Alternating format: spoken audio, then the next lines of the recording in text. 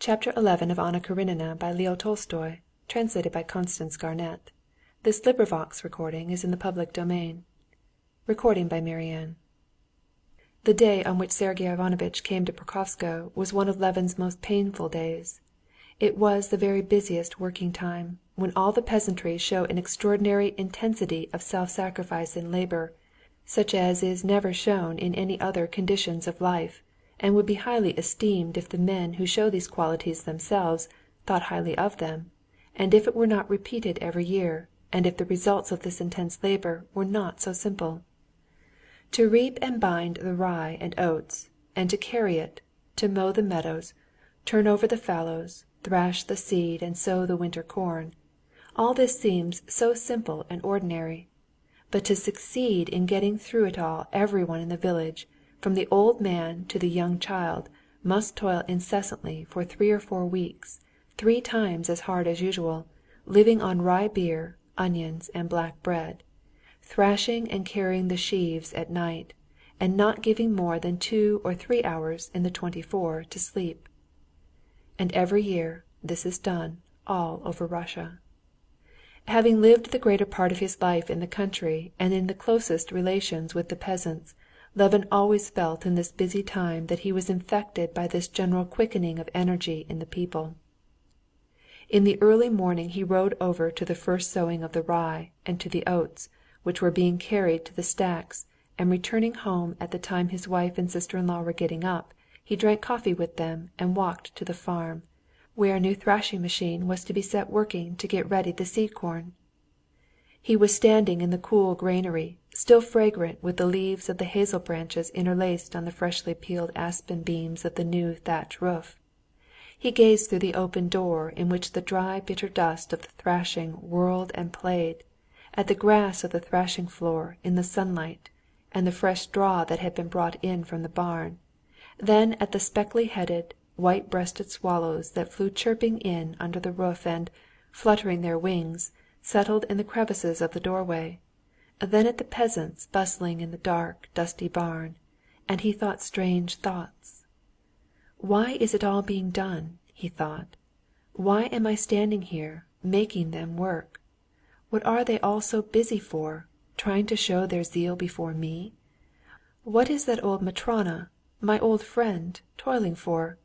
I doctored her when the beam fell on her in the fire," he thought, looking at a thin old woman who was raking up the grain, moving painfully with her bare, sun-blackened feet over the uneven, rough floor. Then she recovered, but today, or tomorrow, or in 10 years, she won't. They'll bury her, and nothing will be left either of her or of that smart girl in the red jacket, who with that skillful soft action shakes the ears out of their husks. They'll bury her, and this piebald horse, and very soon too, he thought, gazing at the heavily moving, panting horse that kept walking up the wheel that turned under him. And they will bury her, and Fyodor, the thrasher, with his curly beard full of chaff and his shirt torn on his white shoulders. They will bury him. He's untying the sheaves and giving orders, and shouting to the women, and quickly setting straight the strap on the moving wheel.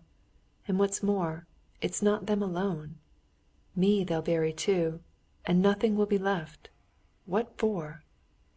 He thought this, and at the same time looked at his watch to reckon how much they thrashed in an hour.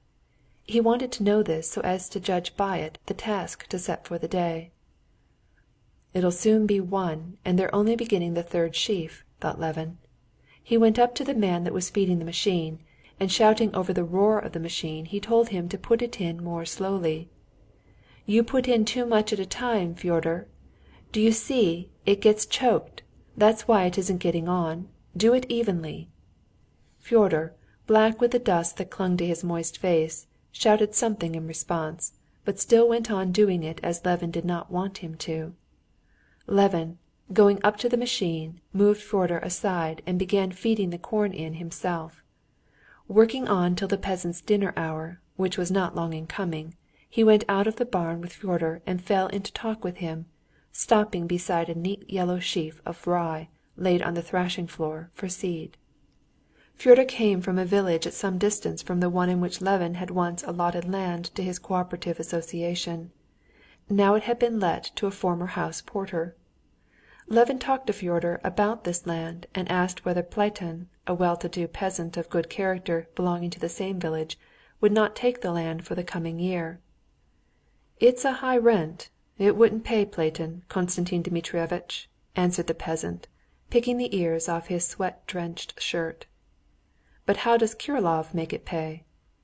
"Tu!" said the peasant. "Mita!" so the peasant called the house porter, in a tone of contempt. "You may be sure he'll make it pay, Konstantin Dmitrievitch. He'll get his share, whatever he has to squeeze to get it. He's no mercy on a Christian. But Uncle Fokanitch," so he called the old peasant Platon, "do you suppose he'll flay the skin off a man? Where there's debt, he'll let anyone off, and he'll not wring the last penny out. He's a man, too." "But why will he let anyone off?" "Well, of course, folks are different. One man lives for his own wants and nothing else, like Mita. He only thinks of filling his belly. But Fokanitch is a righteous man. He lives for his soul. He does not forget God." "How thinks of God? How does he live for his soul?" Levin almost shouted.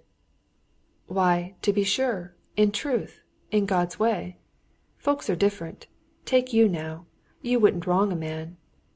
"Yes, yes, good‐bye," said Levin, breathless with excitement, and turning round he took his stick and walked quickly away towards home.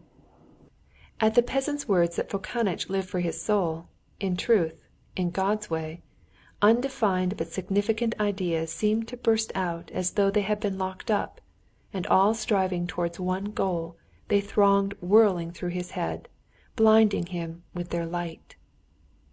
Chapter 12.